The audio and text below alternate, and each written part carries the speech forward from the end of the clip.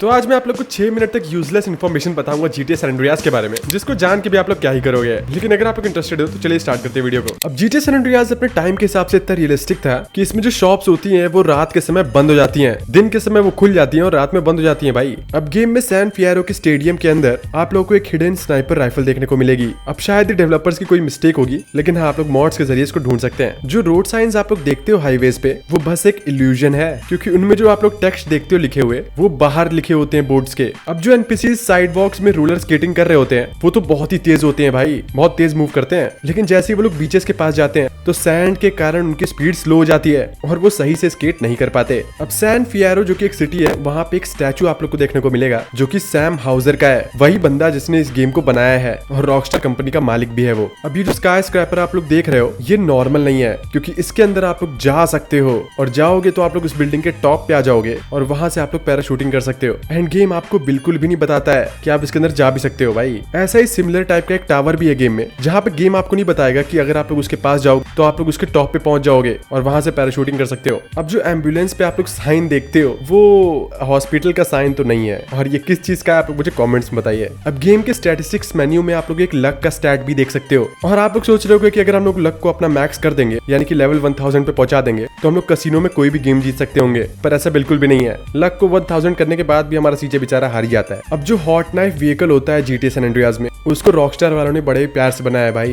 क्योंकि उसका जो इंजन रोटर है आप लोग उसको मूव करते हुए भी देख सकते हो, जो कि बहुत ही अमेजिंग डिटेल है। ऐसी एक छोटी डिटेल हम लोग को तब भी देखने को मिलती है जब सीजे बाइक चला रहा होता है, क्योंकि उसके कपड़े बाइक के प्रेशर से हिल रहे होते हैं। अब अगर आप लोग किसी गाड़ी में बैठे हो जो कि साफ सुथरी है, उसको अगर आप लोग बहुत देर तक चलाओगे तो देख पाओगे कि उसमें डर्ट लग चुकी है, यानी कि गंदगी लग चुकी है भाई। जो साइकिल होती है गेम में जिसको हम लोग BMX भी कहते हैं, वो इतनी स्ट्रॉन्ग होती है कि अगर उसके ऊपर आप लोग रॉकेट लॉन्चर भी चलाओगे तब भी उसको कोई फर्क नहीं पड़ेगा भाई। आप लोग कुछ भी कर लो, किसी भी टाइप का बम लगा लो, कुछ भी कर लो भाई, कितना भी फोड़ लो उसको, ये फूटेगी ही नहीं और उसके बाद भी आप उसको चला सकते हो। अब गेम में एक एनपीसी जिसका नाम है बिग बेयर, और उसका एक फैट वर्जन भी गेम की फाइल्स में एग्जिस्ट करता है, पर जब आप लोग गेम खेलोगे तो उसमें आप लोग को उसका एक पतला वाला वर्जन ही देखने को मिलेगा, यानी कि उसका स्किनी वर्जन। अब गेम में एक बिलबोर्ड है जिस पर लिखा रहता है ट्रू ग्राइम ट्रीट क्लीनर्स, जो कि एक मॉकरी है उसी टाइम के एक गेम की जिसका नाम था ट्रू क्राइम, और वो भी सैन एंड्रियास के साथ ही रिलीज हुआ था। अब गेम में एक मिशन होता है जिसका नाम होता है बॉडी हार्वेस्ट, जिसमें हम लोग बहुत सारे किसानों को मारते हैं और हार्वेस्टर चला के उनको उड़ा देते हैं। लेकिन क्या आप लोग को पता है कि इस मिशन का जो नाम है बॉडी हार्वेस्ट, ये रॉकस्टार का ही एक पहला गेम था जिसके नाम से इस मिशन का नाम रखा गया है। एक और इंटरेस्टिंग डिटेल ये है कि अगर आप लोग पुलिस का हेलीकॉप्टर उड़ाओगे और कैप्स लॉक बटन को दबाओगे तो आप लोग पुलिस की जो सर्च लाइट होती है उसको ऑन कर सकते हो, हालांकि आप उसकी डायरेक्शन कंट्रोल नहीं कर सकते। एक और बहुत ही इंटरेस्टिंग डिटेल ये है कि गेम में जहाँ पे भी गार्बेज बैग्स आप लोग को देखने को मिलेंगे उनके ऊपर आप लोग को मक्खियां भी उड़ती हुई दिखेंगी। कोई प्लेयर्स इनको नोटिस करे या ना करे, लेकिन रॉकस्टार ने ये डिटेल ऐड करी थी। अगर आप लोग किसी साइकिल को लेके जाओगे पेन स्प्रे में तो एक मैसेज लिख के आता है, आई डोंट डू टॉयज।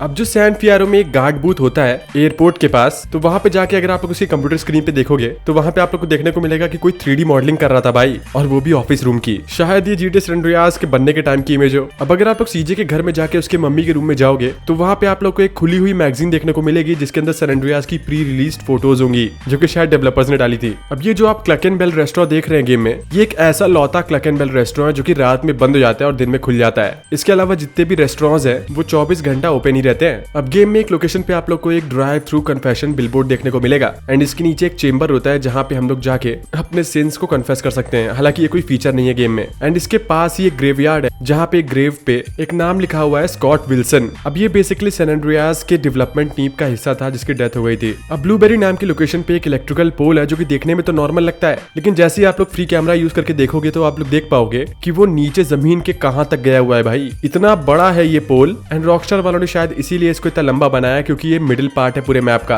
और जब वो गेम बना रहे होंगे तब उनको ये लोकेशन ढूंढने के लिए इतना लंबा पुल बनाया उन्होंने। और एक और बहुत ही इंटरेस्टिंग डिटेल ये है कि जो फार्मर्स जो अपने फार्म पे काम करते हैं वो रात में काम नहीं करते, वो सिर्फ दिन में ही काम करते हैं। शाम या फिर रात होने पे वो चले जाते हैं वहां से और दिन में वापस आ जाते हैं काम करने। अब गेम में कुछ कुछ पेड़ ऐसे हैं जिनसे अगर आप लोग टकराओगे तो उनमें से लीफ गिरते हुए दिखेगी आपको, और ये बहुत ही यूजलेस सी डिटेल है लेकिन रॉकस्टार ने इसको ऐड किया है। अब वाइनवुड हिल्स में आप लोग को इस अनयूजुअल सी जगह पे रोड देखने को मिलेगी जो कि खत्म हो जाती है आगे जाके, लेकिन अगर आप लोग मैप में देखोगे तो मैप में आप लोग को देखने को मिलेगा कि ये रोड जुड़ी हुई है एक दूसरी रोड से। अब शायद रॉकस्टार वालों ने लास्ट मिनट में कुछ चेंज किया होगा।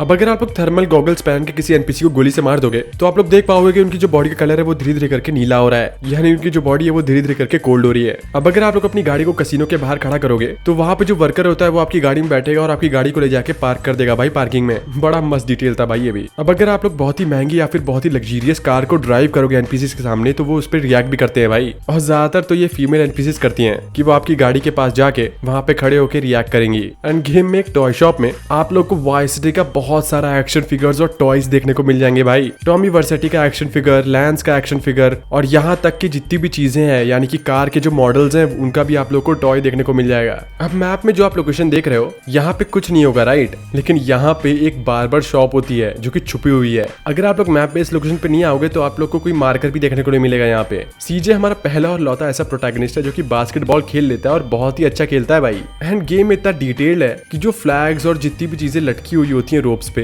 या फिर जितनी भी चीजें पोल से अटैच होती हैं वो हवा से रिएक्ट करती हैं, यानी कि वो विंड के अपोजिट डायरेक्शन में अपने आप ही उड़ने का ट्राई करती हैं। अब गाइस अगर आप लोग को ये डिटेल्स पसंद आई है तो प्लीज मेरे चैनल को सब्सक्राइब कर लीजिए, और अगर आपको इसका पार्ट 2 चाहिए या फिर आप चाहते हो कि मैं किसी और जीटीए गेम के बारे में ऐसी डिटेल लेके आऊं तो कमेंट में उस गेम का नाम भी लिख दीजिए।